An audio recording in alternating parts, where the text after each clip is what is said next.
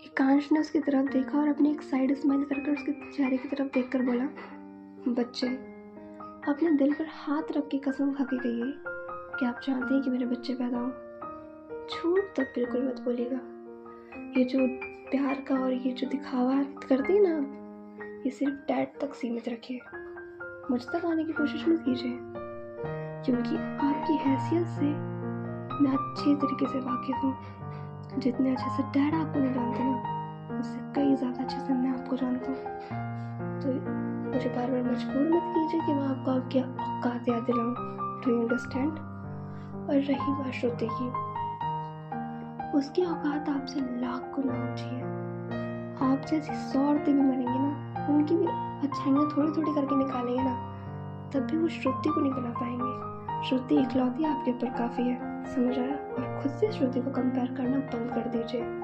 ये मत बोलिए आप भी उसी जगह से आई हैं। बार बार आप मेरी पर्सनल लाइफ में इंटरफेयर करने की कोशिश मत कीजिए, वरना अभी तक सिर्फ आपके की रिस्पेक्ट दे रहा हूँ। औकात याद दिलाने में 1 सेकंड नहीं लगेगा मुझे, समझ आया? बाल पकड़कर उसी जगह छोड़कर आ जाऊंगा जहाँ से डैड आपको उठाकर लेकर आए थे। और ये मुझे याद दिलाने की जरूरत नहीं है कि आपको डैड कहाँ से उठाकर लेकर आए थे।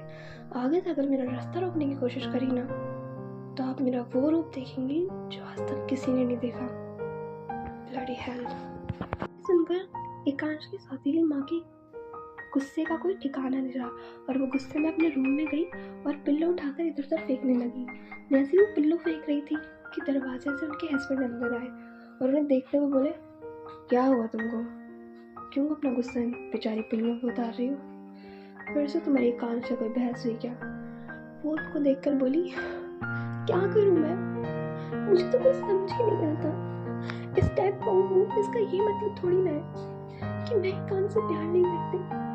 मैं हमेशा उसकी भलाई के लिए सोचती हूँ। मैं भी मिडिल क्लास से आई हूँ, पर मुझे समझ है और मैं इतनी समझदार हूँ कि मुझे अच्छे बुरे की समझ हो। पर आपके बेटे को लगता है मैं हमेशा गलत हूँ। वो लड़की श्रुति उसके लिए अच्छी नहीं है, पता नहीं कहाँ मुँह मारती होगी। ना उसके कोई जात का पता, ना उसके घर का पता, अनाथ है। उसके पीठ पीछे क्या करती होगी उससे क्या पता। मैं समझाती तो मुझे ही उल्टा सीधा बोल कर चला जाता। क्यों? क्योंकि मैं सौतेली हूँ ना। सौतेली की कदर कहाँ होती है इस दुनिया में।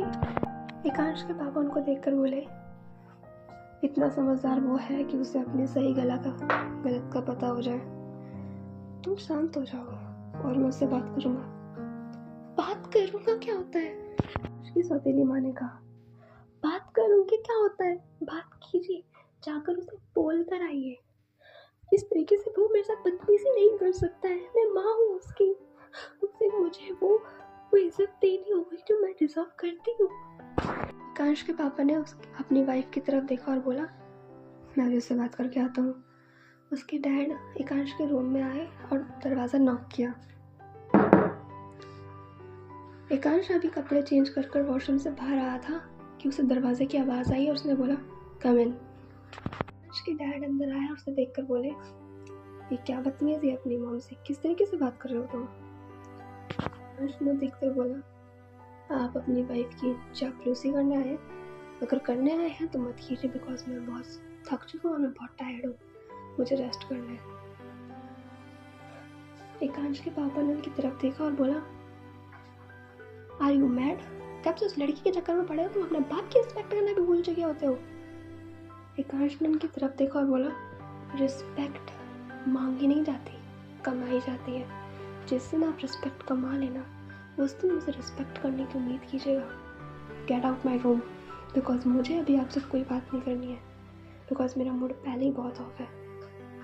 एक काम कीजिए, आप बन जाइए, मैं ही चला जाता हूँ। Go to hell. गुस्से में वहाँ से चला गया और अपनी कार में आकर बैठा और कार की स्पीड फुल बैठा दी।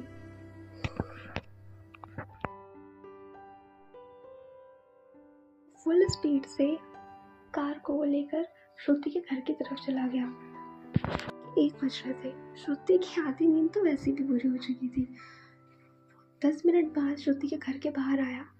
श्रुति अपने घर में अकेली रहती थी और वो छोटा सा घर एकांश ने उसे ला कर दिया था। उसके पास उस घर की चाबी थी, पर उसने उस दरवाजे को खोलना सही नहीं समझा और उसने डोर बेल बजाई। डोरबेल एक बार बजाई, दरवाज़ा नहीं खुला तो उसने डोरबेल 10 बार बजाई। श्रुति की आँख खुली और श्रुति बाहर आई। उसने दरवाज़ा खोला और एकांश को देखकर एकदम हैरान होकर बोली, तुम इस टाइम यहाँ पर? क्या हुआ? सब ठीक तो है ना? और बहुत थके हुए लग रहे हो। इससे पहले श्रुति कुछ और बोल पाती, एकांश ने उसके पास आया और उसकी कमर पे हाथ रखकर उसे अपनी तरफ खींचते हुए उसके लिप्स पे एकदम रफली किस करने लगा। आगे क्या होगा स्टोरी में जानने के लिए देखते रहिए। अगर इश्क से मिला तो धड़क से क्या लगा एपिसोड कैसी लगी स्टोरी ज़रूर बताइएगा। Thank you for watching.